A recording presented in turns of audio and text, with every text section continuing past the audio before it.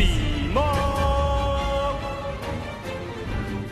What's going on, guys? It's Cimo. So today I wanted to bring to you a discussion on the brand new TCG exclusive archetype Plunder Patrol. Now, Plunder Patrol is going to be debuting in Ignition Assault, which we should be getting towards the end of January. And my friends Team APS, Team Samurai X1, and Nimnim all had the opportunity to debut these brand new TCG exclusive cards over on their channel. So be sure to check out their channels out as well. That's where I'll be getting all this content for you guys. But I just want to go ahead and take some time to go in depth with each one of these cards and see if there is any competitive potential here, because, you know, every time you hear TCG exclusive archetype, you know, everyone just starts freaking out thinking, oh man, like, you know, game over, this is going to be the next big thing. But sometimes, especially as of late, that hasn't necessarily been the case. So without further ado, let's go ahead and get right into it. I want to start on Team Samurai X1's channel here, and we're going to be talking about the main deck monsters. So there's two main deck monsters for this archetype. That's obviously going to be one of the problems for it, especially because it's relatively new. You got to have a little bit more than that.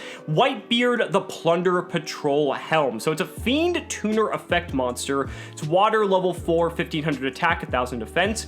During your opponent's turn, as a quick effect, and I believe they all have this clause, you can special summon one Plunder Patrol monster from your extra deck with the same attribute as a monster your opponent controls or is in their graveyard. And if you do, equip this card you control to it. So if your opponent has, let's say, a dark monster, you get to special summon the dark extra deck monster out of your extra deck without having to do anything else. You get to just summon it for free, ignoring summoning conditions and all that, and then you equip Whitebeard to that monster. So that's a really unique mechanic for sure. Let's go ahead and read the rest of the effect though.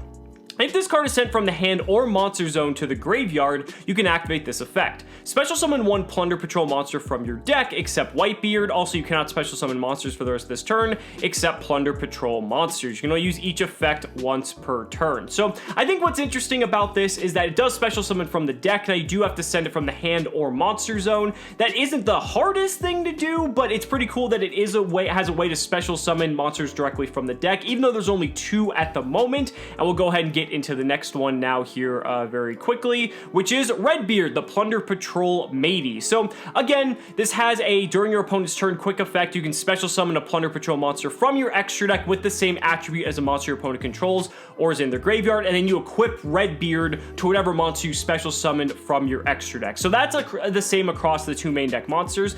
If it's sent from the hand or monsters of the zone to the graveyard, target a Plunder Patrol monster you control, except for Redbeard, equip it to this card, and you can only use each effect of Redbeard once per turn. Redbeard's a level 4 as well. They're all water fiends, and this one has 1000 attack and defense. Not the most impressive. I definitely think Whitebeard is far superior because it's able to special summon out of the deck. Redbeard is like fine, but again, at this point, how I kind of see this archetype playing out is like if you have a bunch of these pirates, then on your opponent's turn, as soon as they play like a single monster, then you can start like tagging them out to get like all your ships onto the field, because the extra deck monsters are the ships, so it's kind of making sense you're equipping the pirate to the ship. I don't know, it's a little bit interesting, but let's go ahead and talk about the next card here, which is the field spell. So Plunder Patrol Shipyard. I'm just going to go ahead and end the video now. But in any case, so Plunder Patrol Shipyard, it's a field spell. Plunder Patrol monsters you control gain 500 attack for each Plunder Patrol card in your spell and trap zone. So that's interesting. We'll get to those a little bit later on because there's going to be a continuous trap specifically. And you can also search these through the extra deck monsters. You can only use each of the following effects once per turn. You can discard a card to add a Plunder Patrol card from your deck to your hand, except another copy of itself. That's pretty good. It's also discard any card. Keep that in mind. It doesn't have to discard a Plunder Patrol, so that's good. There's also potential there for synergies from other archetypes as well. If this card is in your graveyard, you can target a Plunder Patrol card in your spell and trap zone, set this card, and if you do, return that target to the hand. So it has recursion as well. I wouldn't say it's like orchestrated babble, but like it kind of is. But the fact that you get to add any Plunder Patrol card to your deck seems pretty good. Again, you do have to discard, so it's a pretty hard minus if you get like Ash, or if Plunder Patrol Shipyard gets like destroyed in any way, like in response, so that kind of sucks. But again, it does have a field spell which can actually search things, so that seems pretty good. And then there's also a trap that we need to talk about here as well, and here it is. It is Plunder Patrol Booty. So you can declare one attribute. Keep in mind this is a continuous trap. So you can declare one attribute, then target one face-up monster your opponent controls. It becomes the attribute until the end of this turn, even if this card leaves the field. Then you can take one Plunder Patrol monster from your graveyard and either shuffle it into the deck or special summon it. You can only use this effect of Plunder Patrol Booty once per turn. Once per turn during the end phase, if you control no Plunder Patrol monsters, send this card to the graveyard. So, at first glance, this seems like kind of weird, but the whole purpose of this card is that because it's a continuous trap, you can make one of your opponent's monsters a specific attribute of one of the extra deck monsters that you want to summon. So, let's say, for instance, that you want to summon the dark extra deck monster, but your opponent is playing like Salamangreat. You can use the trap card, make one of your opponent's Salamangreat's darks, and then you're able to go ahead and summon the dark ship. So that's pretty neat, but again, it is a continuous trap, so it's a little bit slow in that regard. It is good, though, that it can potentially just special summon something out of the graveyard, too. So it's like a monster, or I guess Call of the Hunter would probably be more accurate there.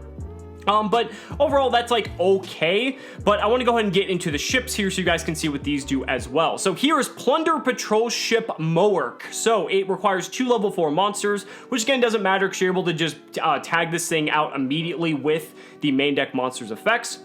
You can discard 1 Plunder Patrol card, then target an effect monster your opponent controls. Banish it. Then you can add 1 Plunder Patrol spell or trap card from your deck to your hand.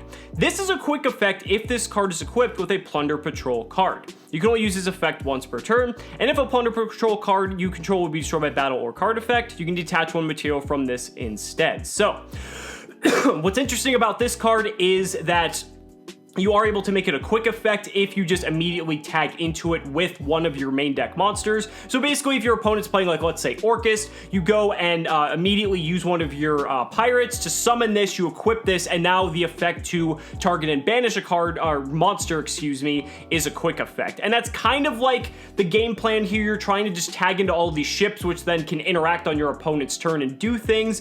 It's kind of interesting. It's kind of cute. I don't know. It's interesting from a card economy standpoint that you're able to discard a card, so you take a minus there, but then you get to banish something your opponent controls, so you technically break even, but then you get to add a card to your hand, a spell or trap specifically. You could search the field spell, so that seems pretty good. The trap, there's got to be better cards to search in the future, I feel like, but at least the field spell's decent, because then that at least is going to be another card you can search later, so like that's fine, I suppose. But it is what it is. So let's go ahead and go to the Synchro monster. This is over on Nimnim's channel, so go check him out. This is Plunder Patrol Ship Brand. So it's a level 8 Synchro, 2500 attack, 1000 defense. This is the fire ship. So it's generic, which is pretty cool that these are all generic, so I guess you could play them in other decks, but the biggest downside of that other ship is you actually have to discard a Plunder Patrol card, so that makes it not really viable as like being splashed in other decks. So all other Fiend-type monsters you control gain 500 attack, which I believe that's the whole archetype. You can discard 1 Plunder Patrol card, then target a spell or trap your opponent controls, banish it, then you can add a Plunder Patrol monster from your deck to your hand. This is a quick effect. If this card is equipped with a Plunder Patrol card, you can only use this effect once per turn. So this is like the opposite of the other ship, the Moerk. So instead of banishing a monster and adding a spell or trap, this time you get to banish a spell or trap and add a monster. So I want you guys to think about this in the lens of Master Rule 5, because you should really think about every deck that way, because that's only a few months off. What you can do with this deck so far is like you can use the field spell, pitch the white pirate, so that way you can special summon something out of the deck. Then you can like normal summon whatever you also search, so then you have like 2 pirates, and let's say you just like end your turn there, right? So then what you can do is on your opponent's turn, as soon as they summon something, you can like tag that out for 1 ship, and then you can like use the trap to like potentially like get out the other ship, and then you can start like trying to add cards to your hand through the ship's effects. It seems like a lot of hoops to jump through, doesn't it? Just to like kind of resolve these types of effects. I don't know. We'll have to see. And then the last one is Blackbeard, the Plunder Patrol Captain, which is a Link monster. It's a Link 2, 1600 attack. It requires 2 monsters, including a Plunder Patrol monster.